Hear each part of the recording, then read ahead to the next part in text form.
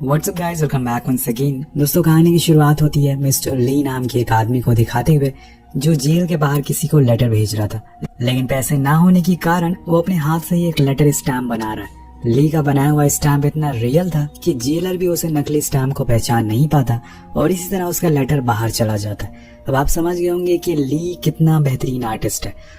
अब उसके ऊपर इल्जाम है कि वो नकली नोट को प्रिंट करके मार्केट में सप्लाई करता था। पुलिस को ये तो श्योरिटी थी कि ये काम ली ने किया है, लेकिन इस काम के दौरान जो चोरियां और मर्डर हुए थे उन पर ली कहता है कि वो उसने नहीं बल्कि आर्टिस्ट ने किया है।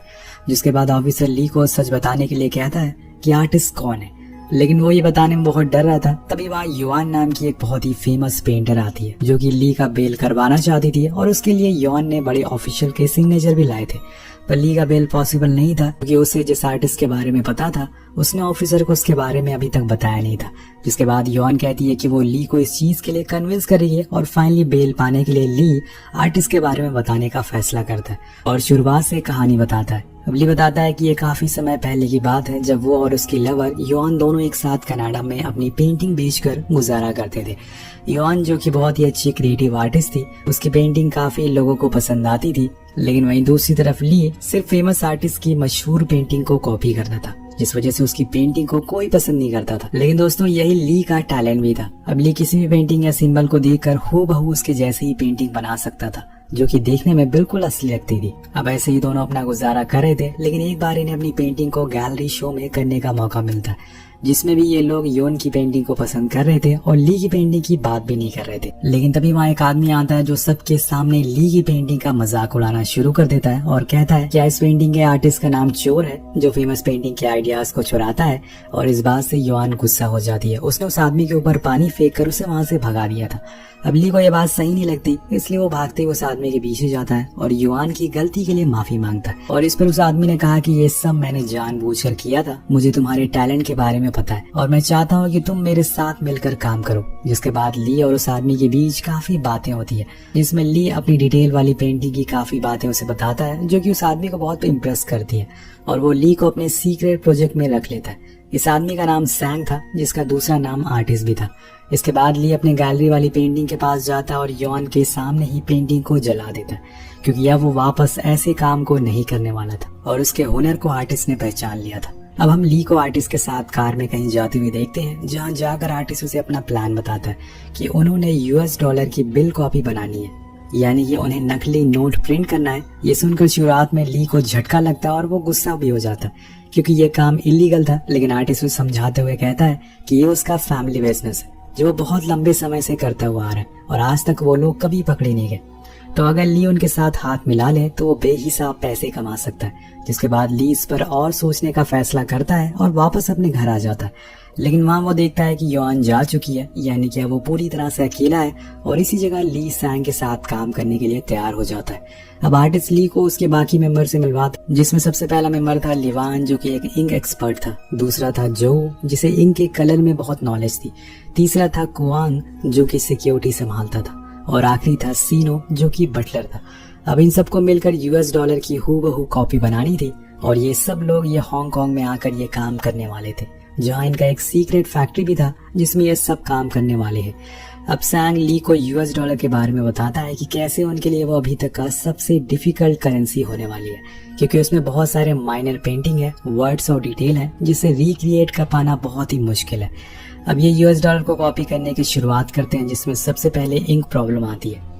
एक ऐसा इंक बनाना जो पेपर के साथ रिएक्ट करके येलो या पर्पल कलर बना दे, क्योंकि $US के ऊपर किसी भी इंक को डालने पर वो ऐसा ही रिएक्ट करता है। इसी चीज की खोज के लिए सैंग अपनी तरफ से लग जाता है। दूसरी तरफ ली भी नोट को बनाना शुरू कर देते में कई दिन लगाकर वो नोट हर एक बारीकियों को ध्यान में रखता है और उसे हूबहू बिल्कुल वैसे ही नोट बनाता है, जो देखकर सैंग बहुत ही खुश होता है।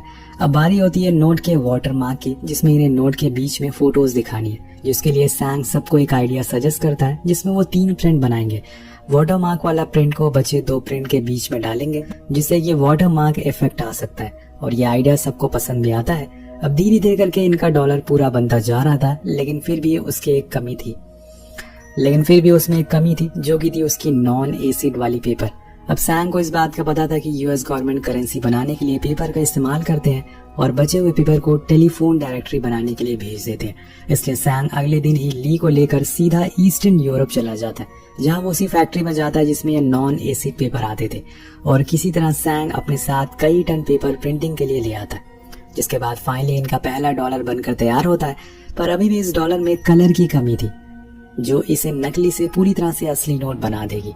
लेकिन कितनी भी कोशिश करने के बाद ये लोग उस नोट के कलर को नहीं बना पा रहे थे। जिसके बाद एक दिन सैंग ने अपने गैंग के साथ गवर्नमेंट के एक ऑफिशियल वैन पर हमला कर दिया जिसमें वही प्रिंटिंग कलर होते जो सैंग को नोट बनाने के लिए चाहिए थे, और इसी अटैक में सैंग ने काफी सारे ऑफिशियल को भी मार दिया। अब ये देखकर ली बहुत ज्यादा डर जाता है क्योंकि उसने सोचा नहीं था कि सैंग नकली नोट बनाने के लिए इस हद तक गिर जाएगा। ली के लिए उससे भी ज्यादा हैरानी की ये बात थी कि सैंग ने कलर लेने के बाद भी वैन को ब्लास्ट कर दिया जिसमें कोई भी नहीं बचा, और ये चीज ली के लिए बहुत ही दुखी करने वाली थी।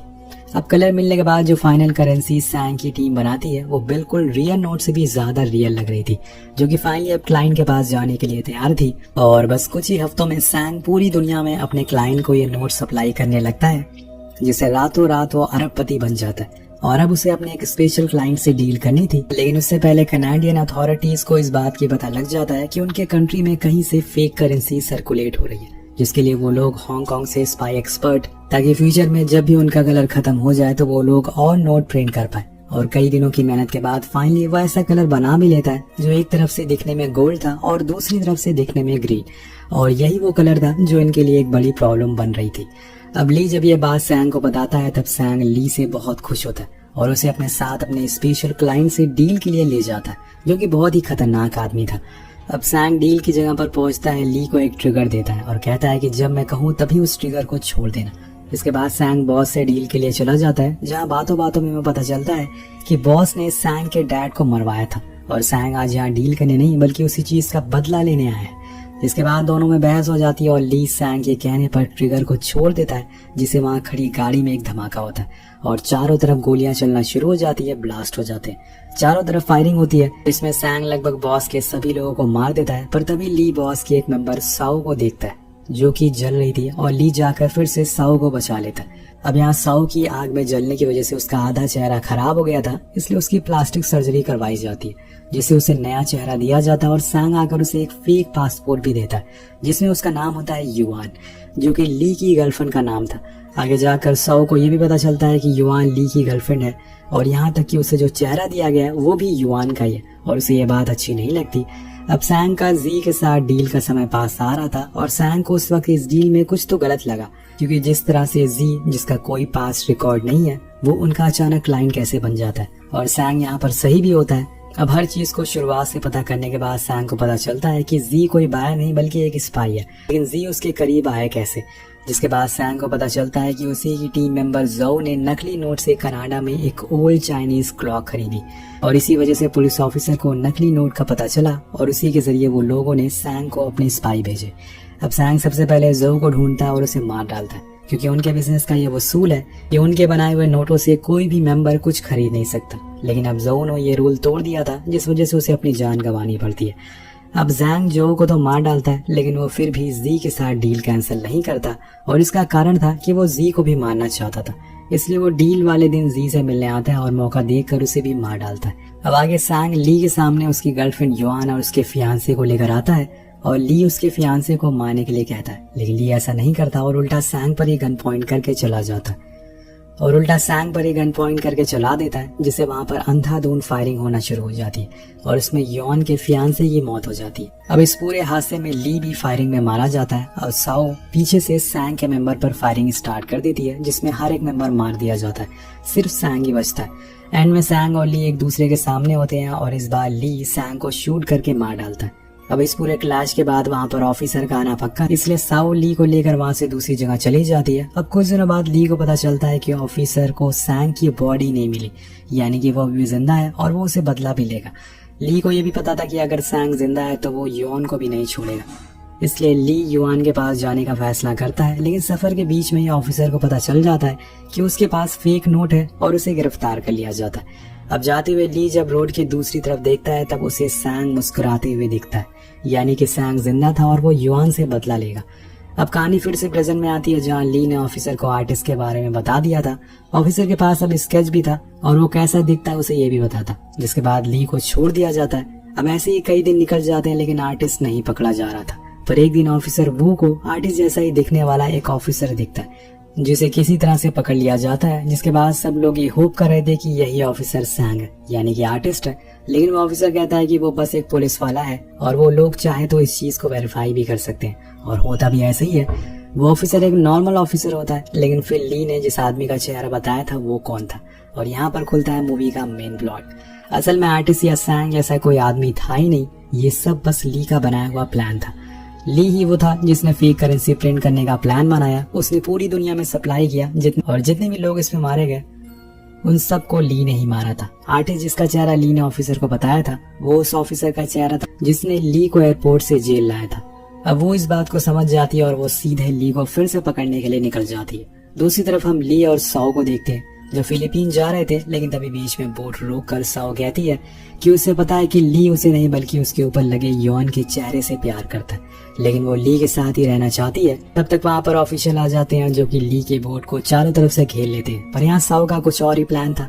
साओ ने पहले ही बोट पर बॉम्ब लगा लिए थे और ट्रिगर दबाते ही पूरी बोट धमाके से फट जाती है और साओ और ली दोनों की वही मौत हो जाती है। अब कहानी की एंडिंग में हम वू को असली योहान से मिलते हुए देखते, जहाँ वो ली की फोटो दिखाकर उसे पूछती है कि क्या वो इस आदमी को जानती है, जिस पर योहान कहती है कि हाँ वो इसे जानती है और वो एक समय पर उसका बॉयफ्रेंड था। लेकिन ये बहुत पहले की बात है और इसी तरह से ये कहानी यही खत्म हो जाती है। तो आपको कहानी कैसी लगी नीचे कमेंट करके जरूर बताएगा। मिलते हैं अगली वीडियो में।